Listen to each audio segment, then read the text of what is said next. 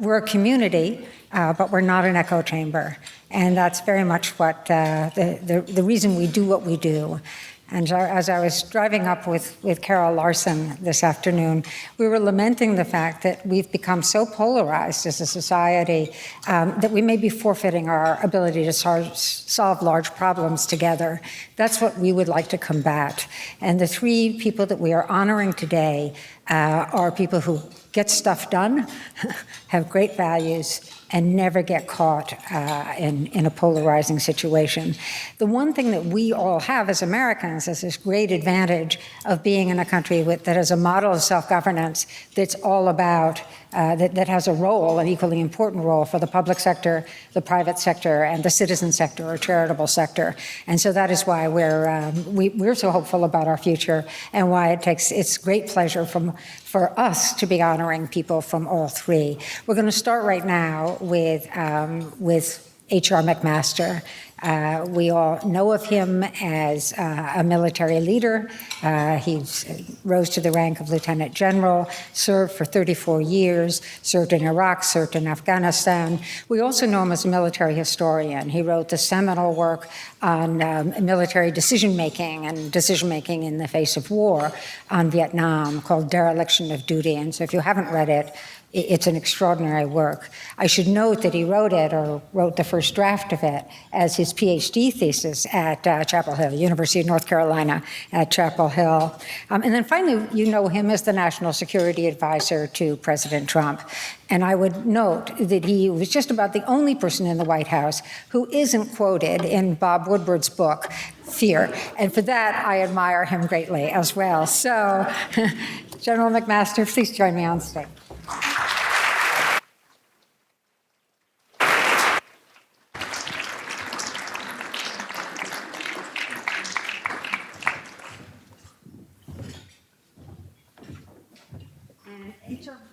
We've got our microphones here, and I think they're very much on.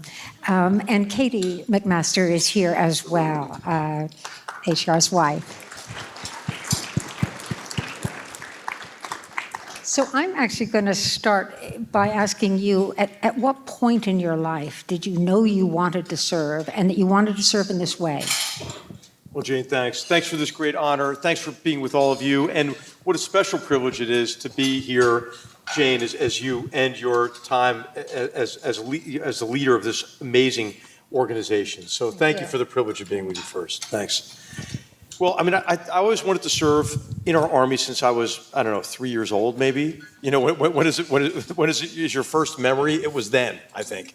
And I think I was just always drawn to service because I think my family really instilled in me a recognition of the less tangible rewards of serving others. My mother was a teacher who taught in inner city Philadelphia for, over 30 years. And my father served in the Korean War and remained in the reserves as a first sergeant and then ultimately a company commander. And so I was exposed to it and I was drawn to it. I was drawn to it, I think, because of the desire to make a contribution, the desire to be part of a team in which I think in our Army, all of our services especially, has this unique feature of being really almost a family. You grow together based on bonds of mutual trust and respect and common purpose.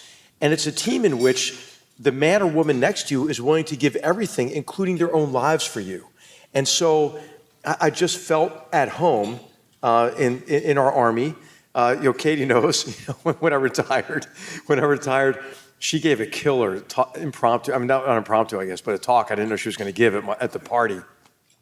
And it was like every other line was a laugh line. It was hysterical. But one of the lines was, hey, when I married HR, he was going to get out of the Army after 5 years. Thank you for the bonus 29. And it really was a bonus, and it was a tremendous privilege. Now, you served, actually, I sort of harken back to your role as a military historian, and a lot of the big, major events of our lifetimes, you were there. You were either in the room or on the ground.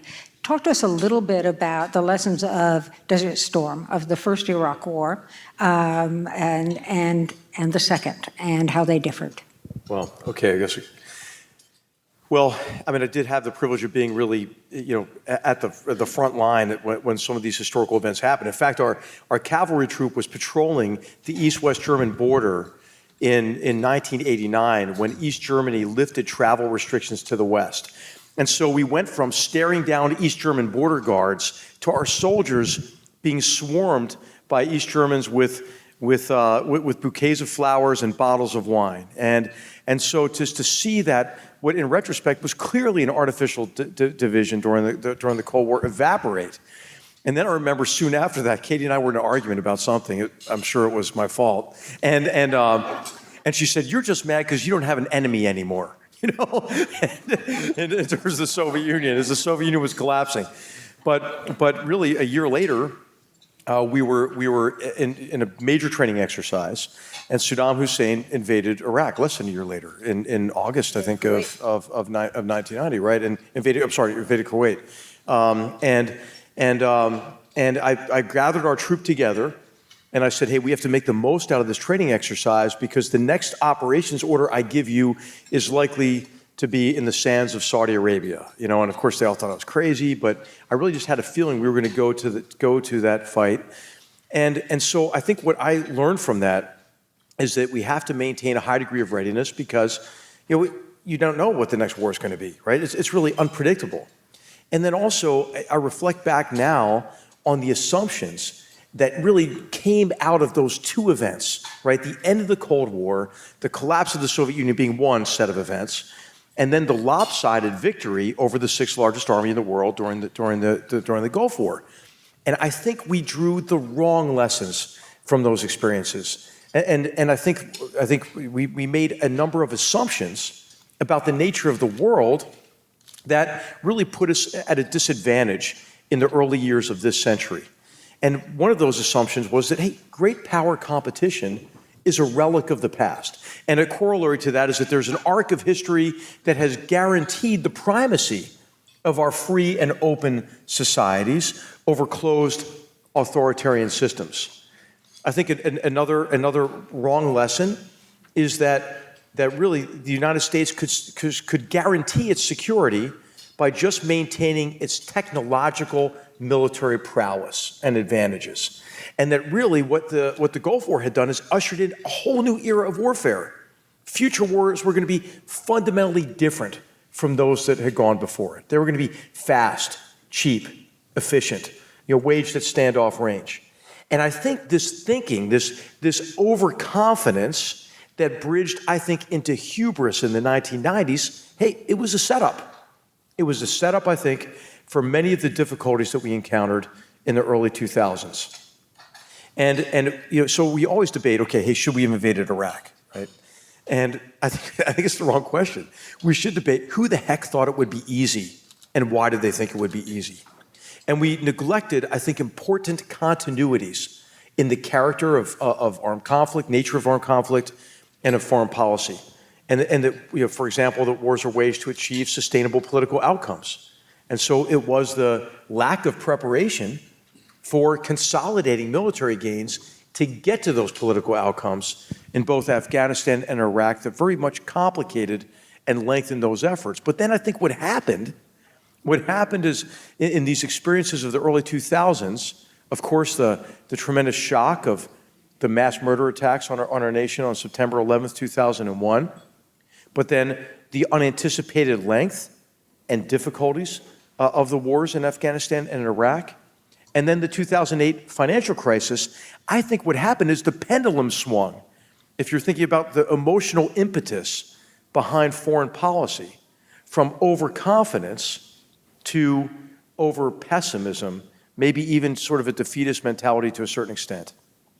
And whereas maybe the George W. Bush administration, based on the 90s, which was also, of course, a period of sustained economic growth, and the first big dot-com boom, in the valley here, is that maybe that administration was blind to the costs and risks of action.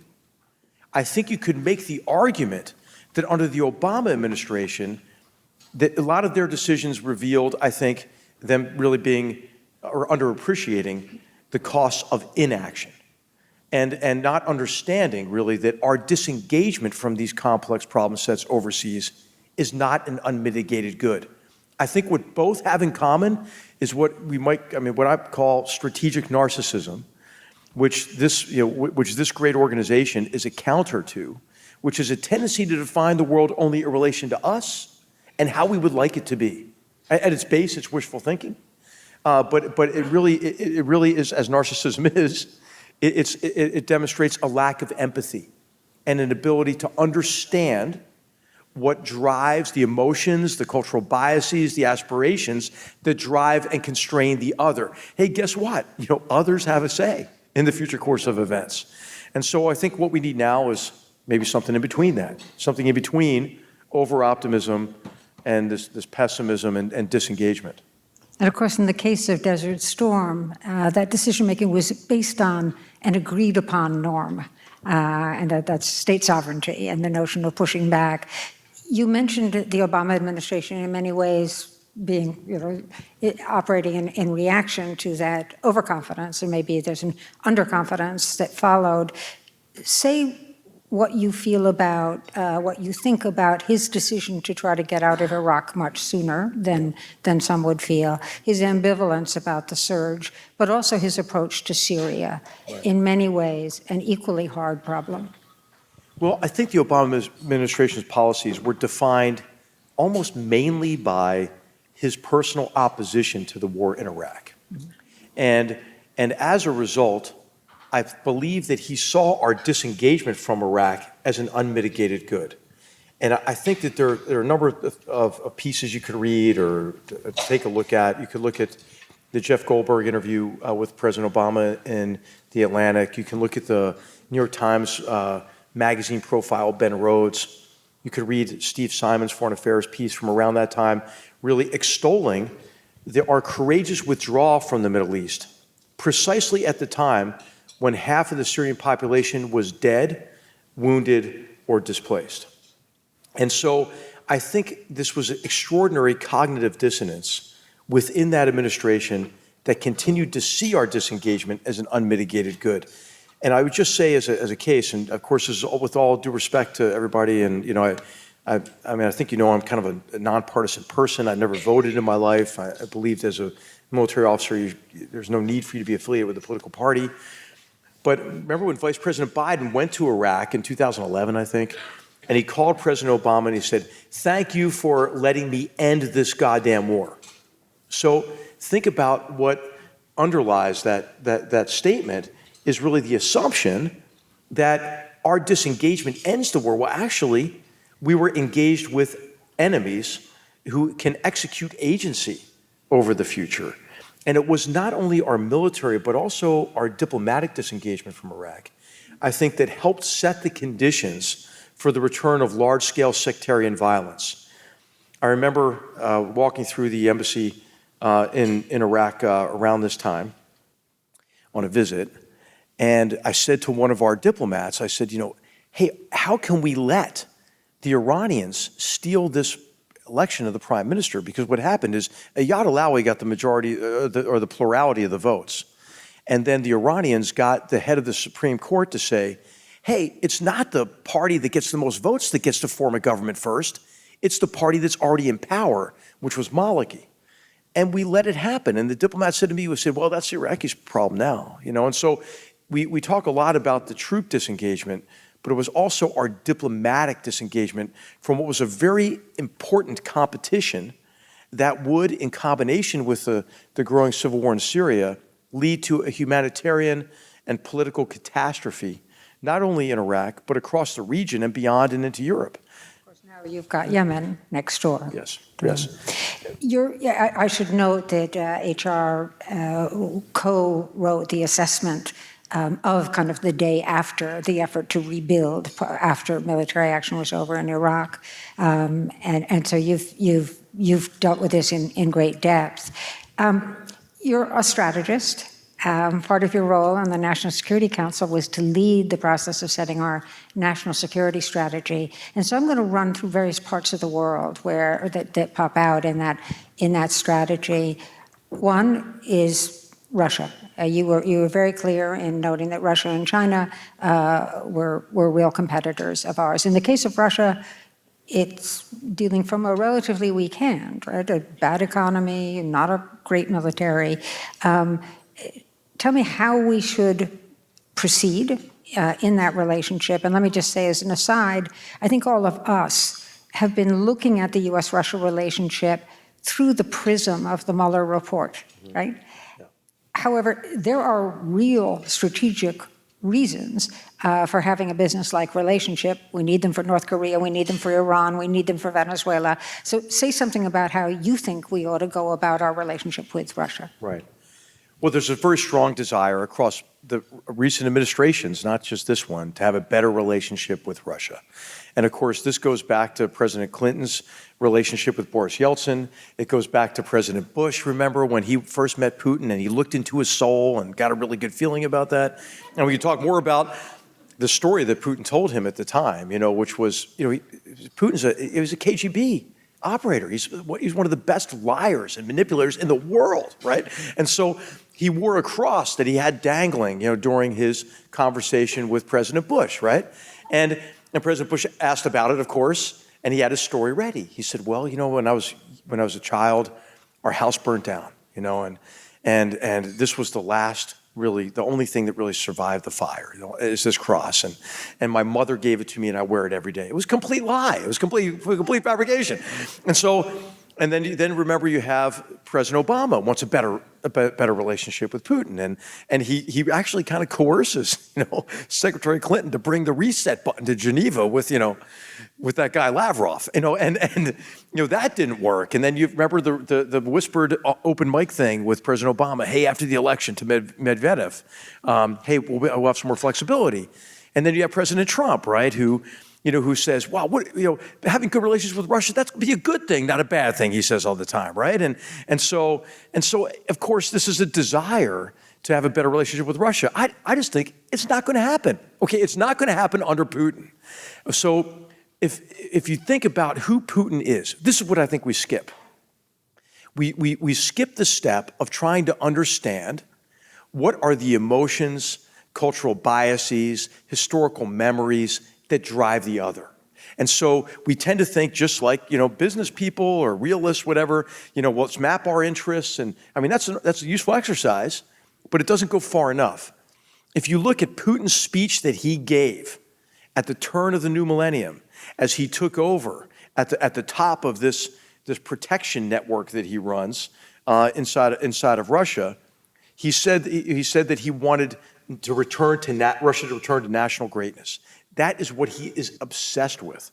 Now, he's obsessed also with staying at the apogee of power and to prevent any kind of opposition to him.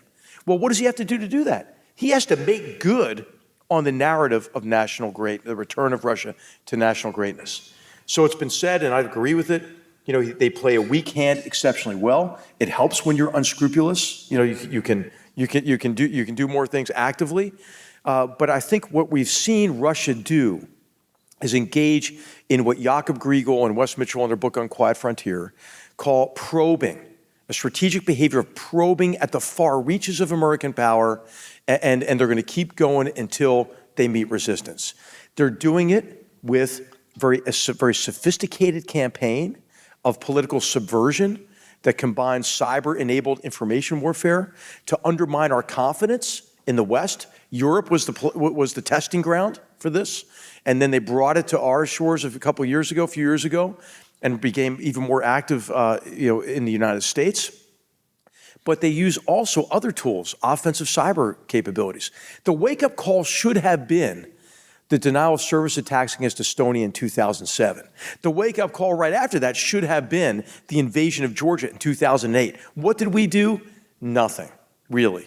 We accelerated the withdrawal of our troops from Europe. And we didn't have a sustained policy on Russia.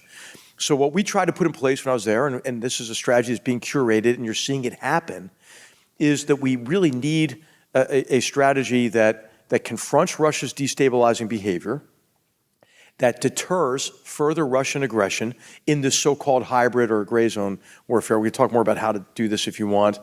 but also deters really the possibilities of a wider war with a nuclear power, right? And that could be devastating for all humanity. And then third, look for areas of cooperation, but hey, don't get your hopes up. The fable of the frog and the scorpion. Hey, they're the scorpion. They can't help themselves. They can't. Russia, I believe, under Putin, will act against the United States, even if those actions cut against Russian interests.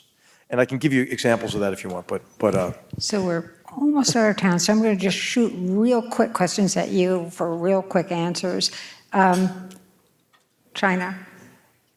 It's probably our first, it is a competitor in all three dimensions of power: economic power, military power, cultural power. Very different case than Russia. In a sentence or two, what's the most important approach for us to take as a country? The most important approach is for us to recognize we have to compete. And so I mentioned the flawed assumptions broadly on which our foreign policy was based in the 1990s and into the 2000s.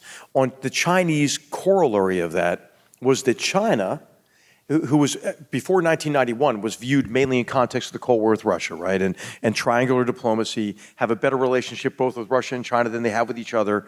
But then after 1991, what really became the foundation for our policy was the belief that China, having been welcomed in to the international community broadly, but international trade and economic protocols, would see the benefit of that as they prospered, and that would liberalize their economy and then ultimately liberalize their form of governance. Hey, it didn't happen. In fact, the opposite happened under Xi Jinping.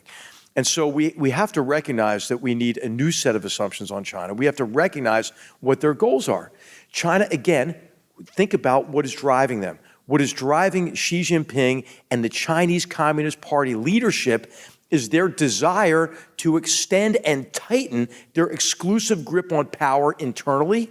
They're fearful to a certain extent of the fragmentation that happens in the cycles of Chinese dynastic history. They're fearful of the chaos associated with the Cultural Revolution. And so what are they doing? They're creating an unprecedented surveillance state inside of China, far beyond Big Brothers in Orwell's novel 1984. But there's an external dimension too, because to take control, they have to meet the expectations of their population. They have to keep up very artificially high rates of economic growth. How are they going to do that? State-owned enterprises, and then activities overseas like One Belt, One Road that allows them to dump their overcapacity into other countries. It has a lot to do with the Made in China 2025 strategy and the theft and forced transfer of intellectual property.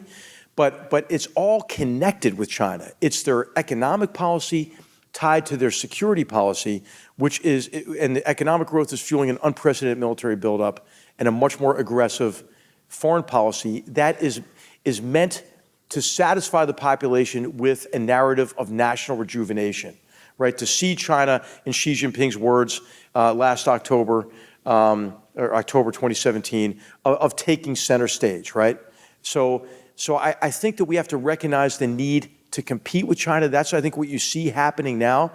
There is a great deal of multinational cooperation on this. And when I convened the Principals Committee of the National Security Council in an unprecedented type of meeting that we started, called a Principals Framing Session, to try to frame problems, apply design thinking before we rush into what to do about it, and where you can ask first-order questions and have the cabinet members discuss really the nature of the problem, but what to do about it. I read a passage from a previous administration's policy that could have been any of the last several, and I said we were about to effect the greatest shift in American foreign policy since the end of the Cold War. And I think that's what you see happening now. The China strategy that the administration is executing is a bipartisan strategy. And I think it's a multi-generational strategy. The operative word is competition, to recognize it is a competition. Now, I think that competition is the best way to avoid confrontation. What we had been is we had been very passive with China under the strategy of strategic engagement. China was emboldened, and I think we were on a path to conflict.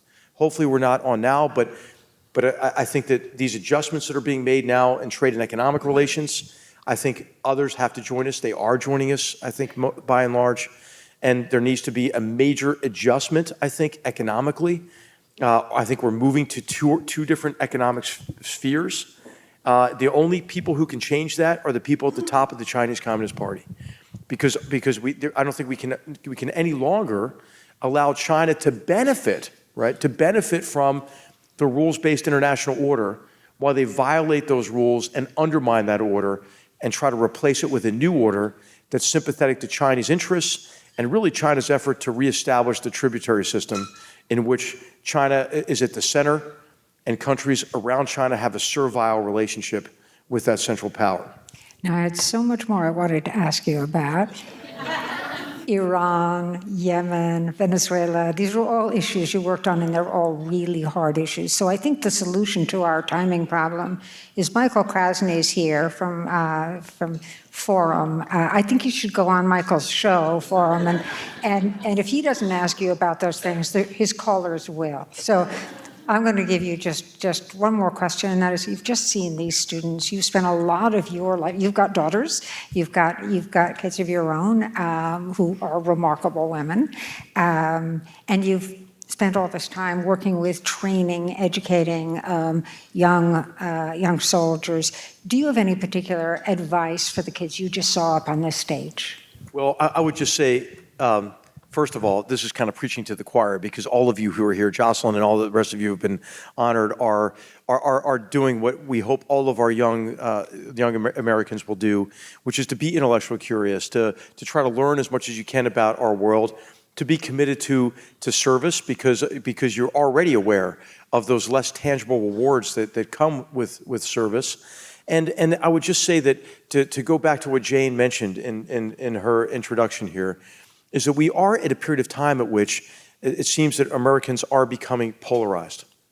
And we tend to talk almost exclusively about what divides us.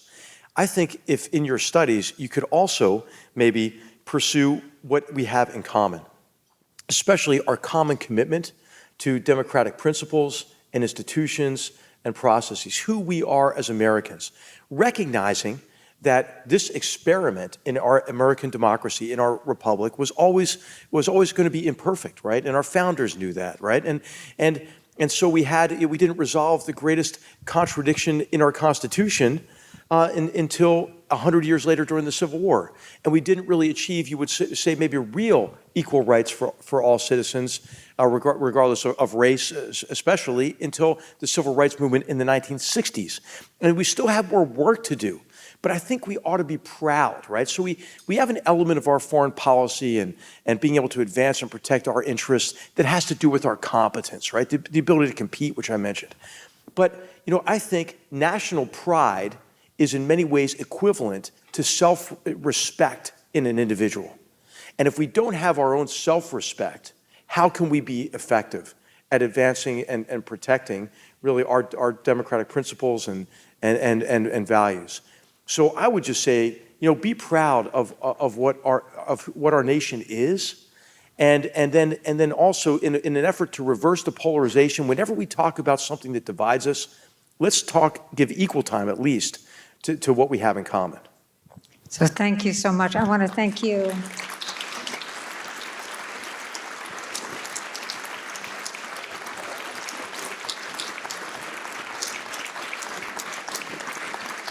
I want to thank you for the role you played in our country as a soldier, as an officer, as an historian, as a policymaker.